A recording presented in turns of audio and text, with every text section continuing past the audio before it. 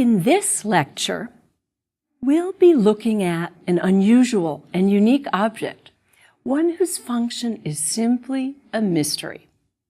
It was excavated in Mesopotamia, just like the Uruk vase. Despite the mystery of its purpose, the box-like sculpture inlaid with colorful mosaics was named the Standard of Ur by its excavator. The mosaics on it tell us a great deal about life in early Sumerian society and the power of the ruler in that society. The so-called standard was initially thought to be an object borne aloft on a pole in order to identify a military unit. It shows scenes of war, of a banquet with a ruler, and repeats a theme we found on the Uruk vase many centuries earlier, that of the abundance of the earth, which assures fertility for the people. This is a striking and beautiful work of art, but needs to be explained in order to be understood and appreciated in all of its nuances. It's January of 1928. A telegram arrives in Philadelphia from the Middle East at the University Museum of the University of Pennsylvania, and it is written completely in Latin. Sir Leonard Woolley, a British archaeologist excavating in what was then British Mesopotamia, has sent the telegram. It announces his discovery of a spectacular royal tomb, that of the Sumerian queen Pu-Abi, then read by him as Shuab, of Ur in Mesopotamia. Woolley has just discovered a whole cache of opulent tombs in Ur on the floodplain of southern Mesopotamia, tombs that are so rich that they rival the sensational discovery of the Egyptian boy king Tutankhamun's tomb only a few years earlier, in 1922. These discoveries are noteworthy not just for their contents, but for the location of the dig. Ur is named in the book of Genesis as the home of Abraham, and the area itself is thought to be the location of the Garden of Eden. It's known as the cradle of civilization. Although Uruk was one of the earliest and most prominent cities, by this time, in the early 3rd millennium BC, other temple-dominated city-states had emerged. Ur was one of the most important cities in this new stage of the development of human society and states. The tombs discovered at Ur seem to date from about 2550 BC. They're full of gold and silver jewelry and objects, as well as colorful and spectacular grave goods. The archaeologists discovered things that have never been seen before: wondrous musical instruments, gold headdresses, a golden ostrich egg, weapons, and even inlaid game boards. And something else generates excitement. There seems to be evidence of mass human sacrifice. But at this early stage, in order to keep his breathtaking discovery secret, Woolley sends his telegrams to his colleagues in Latin. When the news finally reaches the public and press in London and New York, it creates a sensation. The New York Times and the Illustrated London News write articles recounting the marvels discovered. The Illustrated London News even publishes an artist's drawing recreating the moments before the people in the Great Death Pit meet their deaths. This causes even greater excitement. For years afterwards, people from all over, with the means to travel, make that difficult journey to the site, including the famous mystery author Agatha Christie. She meets and marries Woolley's colleague from the dig, Max Mallowan.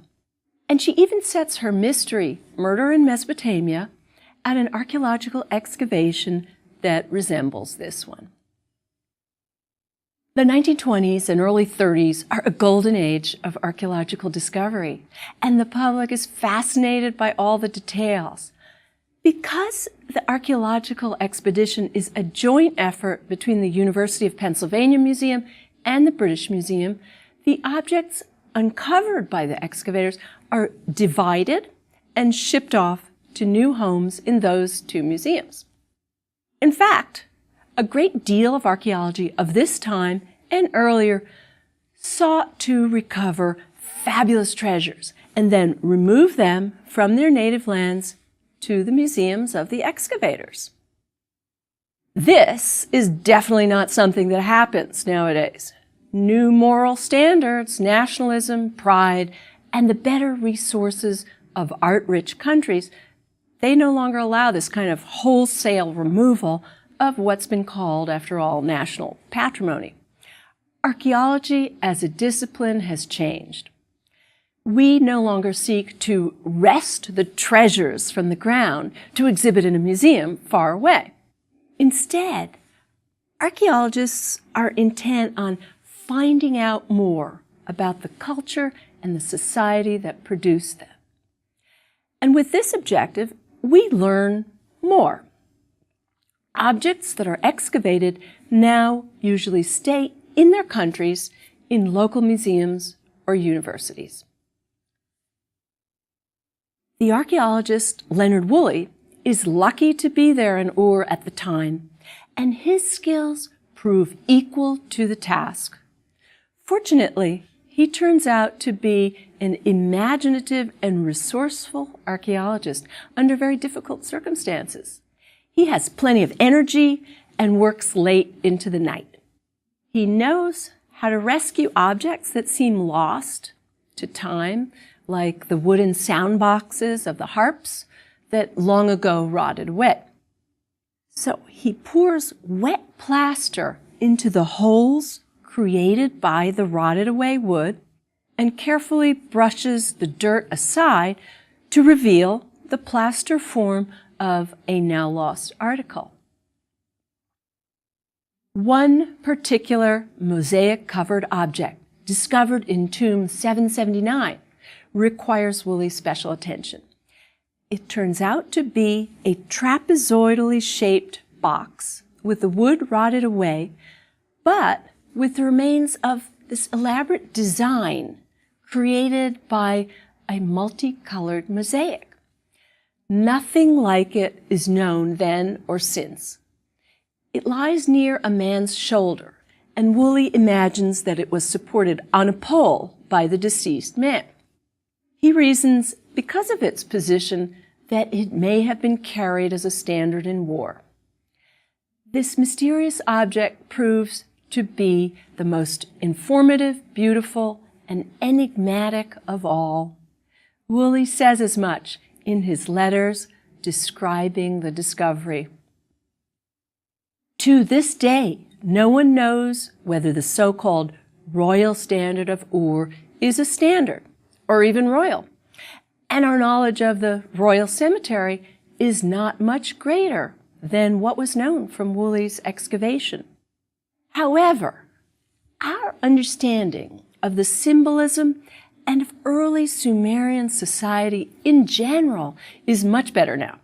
And our interpretation of the figures and actions shown on the objects discovered in the cemetery is much more nuanced and clear. In fact, this object, whose function is still mystery, actually tells us more about rulers and Sumerian society than almost any other thing I can think of that was discovered from ancient Sumer.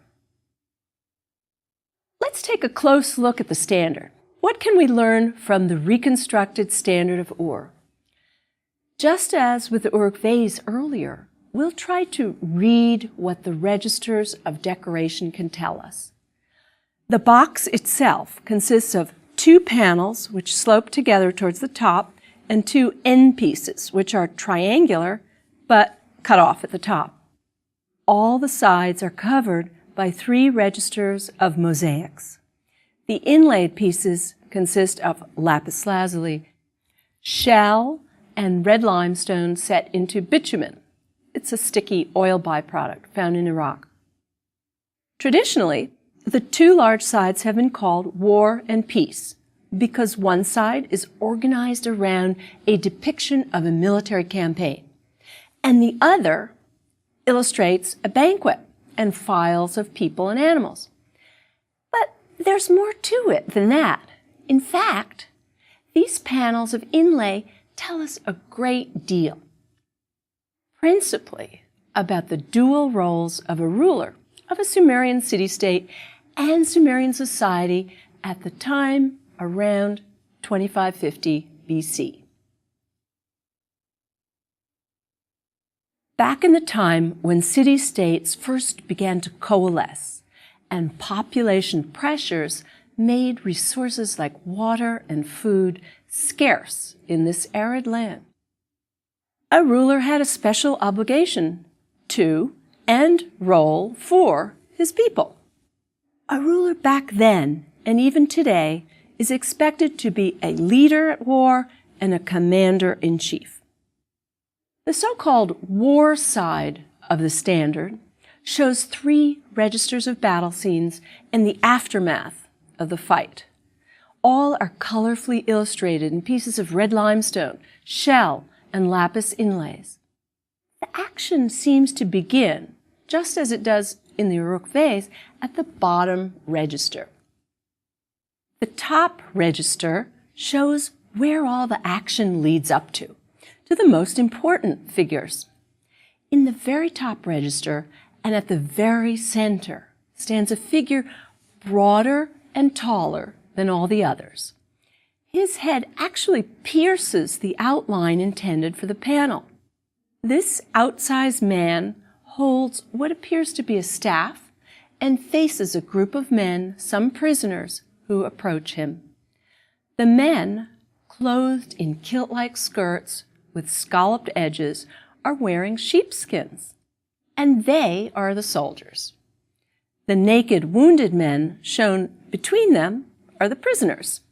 They have captured them in battle, and they are being presented to the ruler. Behind the ruler, to the left of the center, are his battle wagon and more soldiers with staffs. The battle wagon is a fairly large and unwieldy-looking vehicle. We know its blocky-looking wheels were made out of 2 pieces of wood. Spoked wheels hadn't been invented yet. You can see the driver holding the reins behind the wagon. It's drawn by 4 asses or onagers. An onager was a kind of wild ass that is now extinct there, but was originally native to Mesopotamia. Horses had not yet been imported to the area, but these animals that you see here were common. In fact, some scholars think that the Sumerians actually interbred the 2 animals to produce an onager-ass hybrid, which was easier to control and stronger than either one. You can tell the animal is not a horse when you look at its tail, which is long and then tufted at the end like an ass or donkey. This little detail, in fact, tells us a lot about the ingenuity and technological capability of these people in the beginning of the 3rd millennium BC. They were domesticating and taming animals, creating vehicles, and working on the sophisticated metal technology which allowed the wagons to be yoked to the animals.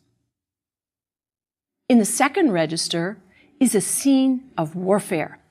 The Sumerian infantry at the left is a disciplined phalanx of soldiers who are wearing some form of protective clothing, probably a leather armor of a sort. They face a group on the right consisting of soldiers who are killing or leading off enemy prisoners. This is the battle itself. On the lowest register, you can see the force of battle wagons. We don't usually call them chariots because they're an early forerunner of chariots. They're bulkier, less flexible versions of equid-drawn, that is, horse-drawn vehicles. The line of battle wagons begins at the left with a vehicle which is drawn by 4 of these asses or onagers. They're walking, and the outlines of the 3 animals behind the one we're looking at helps us understand their number, overlapping. This technique of overlapping gives us a sense of depth, which today we might get from the use of perspective. You even saw something which might be similar in Chauvet Cave with the rhinos.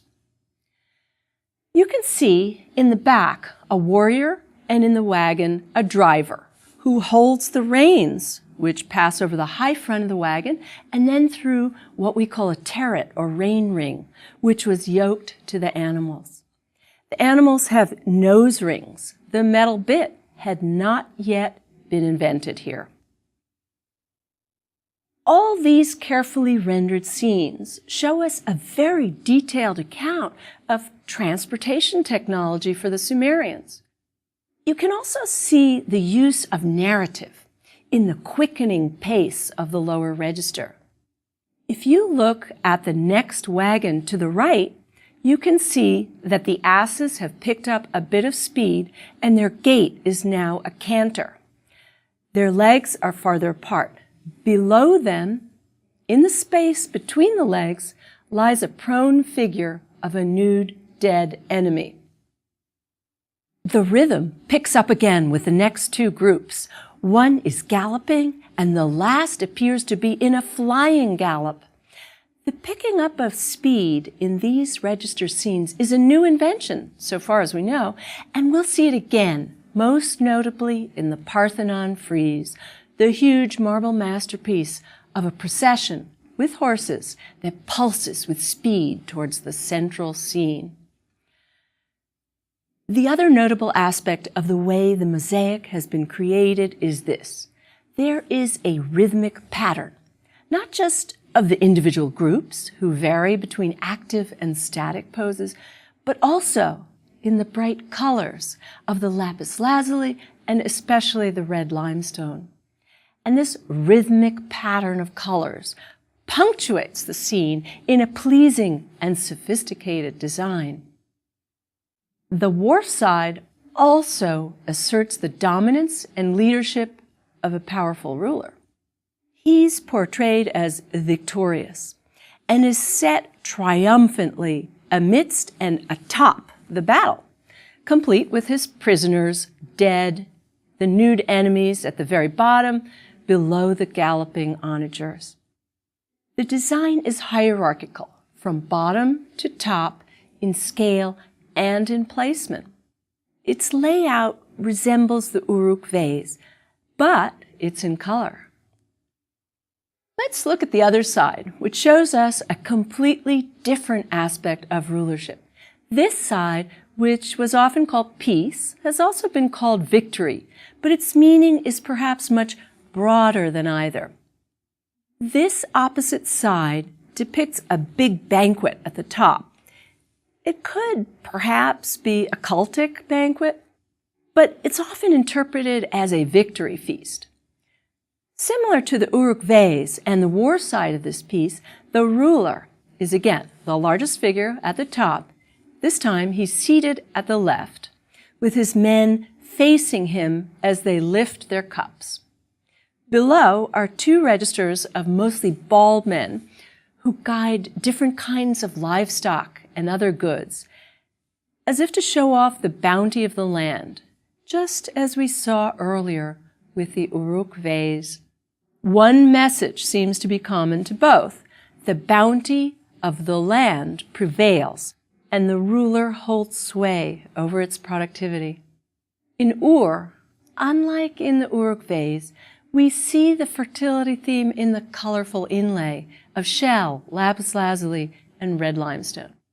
It seems like a more fully realized, colorized version of the vase of Uruk. Yet, it's several hundred years later.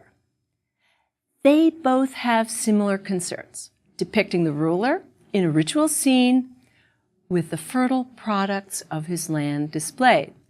The motion of the procession is from bottom to top, so it's hierarchical, like the vase. and it uses the same notion of registers that we first saw in the Uruk period vase. Let's start at the top here. You can see that a banquet is taking place. A figure larger than all the others is seated at left, holding a cup and naked above the waist. He's wearing a fleecy garment. He's bald, and he sits on a stool with some animal-like legs. It could be a gazelle or hoof of a similar animal. 6 smaller, bald men are meant to be seen as if seated before this larger figure, who is clearly the ruler or leader. These men also hold up their cups. They wear kilts with a fleecy border, and they're seated on similar stools. 3 men standing near the ruler seem to be attendants for the banquet. To the extreme right, we see a musician playing a lyre, which is similar to the elaborate inlaid bull lyres which were actually found at the cemetery. A figure with longer hair at the right of the musician has arms crossed as if to sing. This may very well be the singer for the banquet. In the second register, we see the bald Sumerians wearing these similar fleece-bordered skirts and leading the animals of the land, we guess, to the ruler depicted above. You can see that this register moves in the opposite direction to the one above. This sets up a rhythm similar to the movement in the Uruk vase. Animals are one of the most carefully and frequently represented subjects of the Sumerians, and really most of the early cultures of the ancient Near East, and certainly of earlier cave art. After all, it is from them that the bounties of the land flow: meat, milk, cheese, wool, leather, and even transportation. The cultivation of the earth for crops is made easier by the beasts of burden, such as the ox. And so, in march, reverently, the guiders of these animals, the bull at the right, rams, sheep, another goat, and a cow. One bald figure holds 2 large fish in either hand. These animals represent the bounty of the lands of Sumer, both marshes and cultivated pastures. The last row, however, shows a slightly different procession of bounty. These people are dressed differently, and some bear burdens on their backs, while others lead asses by their nose rings. It's thought that these people must come from elsewhere, most likely from the north, the region later called Akkad. Sumer and Akkad were linked as the 2 regions of Mesopotamia. They form a complement in both their produce and their topography, marshes and desert versus hillier, more temperate regions in the north. Some scholars have interpreted this procession of goods as being the tribute brought in by the losing side in the battle shown on the other side of the standard. But there is another explanation which fits with what we've already seen earlier in the course. The 2 sides of the standard could actually be showing the 2 sides of kingship itself: the role of the king as leader in war, and his religious role as leader of his people in worship of the gods. He is the one responsible for providing that the fecundity of the land continues to feed his people. We saw this in the Uruk vase. The ruler is positioned as the mediator to the goddess or gods in general. His prayers and his actions connect with the deities in order to support his people. The ruler was not only a protector of his city in war and conflict, he was also responsible for the very fertility of the land which provided for his people. Inanna, the goddess, is shown on the Uruk vase as the deity before which the ruler appears, perhaps showering gifts. Similarly, the banquet, which seems to be religious in nature on the standard, positions the ruler at the top, receiving the bounty of the land, this time without the deity represented. The two complementary sides of kingship, warrior and provider, are therefore very clearly illustrated in these Sumerian artworks, so many centuries apart. In fact, these aspects of kingship occur in artistic representation all over the world. Why? Because they are the heart of the legitimacy of any ruler. Rulers must defend and they must provide for their people. We see this theme of fertility linked to rulership in the Americas as well. It's very beautifully delineated on the Maya masterpieces we will look at later, like the sarcophagus cover of Pakal the Great, king of Palenque. He is placed at the center of the universe in this magnificent carved relief. He connects his people to the sources of sustenance, maize in his case, and to the rhythms of the universe. He has both solar and underworld associations. He is reborn and provides the precious things of life for his people by both being divine and communicating with the divine world.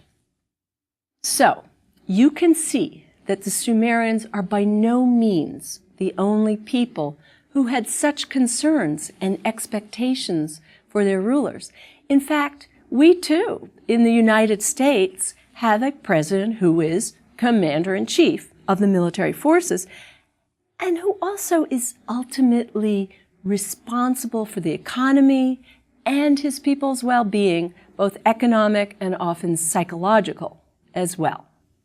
We also note that the procession of offerings occurs in many contexts in art, but these two early examples from Sumer are certainly not the only ones that we shall see. Similar scenes occur later in Greek art, such as at the Parthenon. There we have both martial themes and offering or fertility themes, all directed towards a goddess of the city that appear to coalesce. Now, the actual usage of the standard of Ur still remains a mystery to us, since it was found in such a crushed and uncertain state. We don't know exactly how it was shaped, and the box-like reconstruction does not seem to be ideal for a standard used in war. The scenes are really meant to be seen up close and understood on a detailed level. Skilled craftsmen who knew how to communicate a message about kingship and religion in the Sumerian state were engaged in telling a story that rolls out like a narrative, similar to the use of a comic book register, and also seen in the cylinder seals we know to have been so central to Sumerian life. But while the standard does not reveal all its secrets, it does tell us a great deal. It says, here is a society which is full of hierarchy and wealth. Its trade routes reach far and wide to receive the luxury goods of lapis from Badakhshan, Afghanistan, to the red marble or limestone, which may have come all the way from India.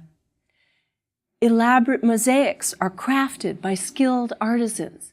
This implies that a society that can support art and artists devoted only to that, and fed by others, obviously, has developed. The artist's skill is directed towards the support of an elite, the king or ruler and his nobles. Rulers are depicted in such a way that their role above the others in the society is legitimized. They are the conduit between earth and heavens, between fertility and human survival, and the protector of his people in warfare and bringer of peace. The Royal Cemetery at Ur, with its spectacular finds, really does more than delight and amaze us with its valuable offerings. It is the picture of a society of dazzling richness. It is one with religious fervor, art in the service of the religion and the ruler, and massive sacrifice of both people and goods. The death pits and royal graves show that their surplus of luxury goods, and indeed human attendance, was dispatched to the underworld in a show of power and piety that has rarely been surpassed. In the next lecture, I'll show you one more stunning object from the Royal Cemetery at Ur, one which embodies notions of fertility and religion in a strikingly new form with the richest of materials. This mysterious sculpture, the famed ram in a thicket, excited biblical history enthusiasts at the time it was found. And yet, its real function is still debated. Its beauty and ultimate symbolism, however, are clear to us today. Let's look at our famous animal next.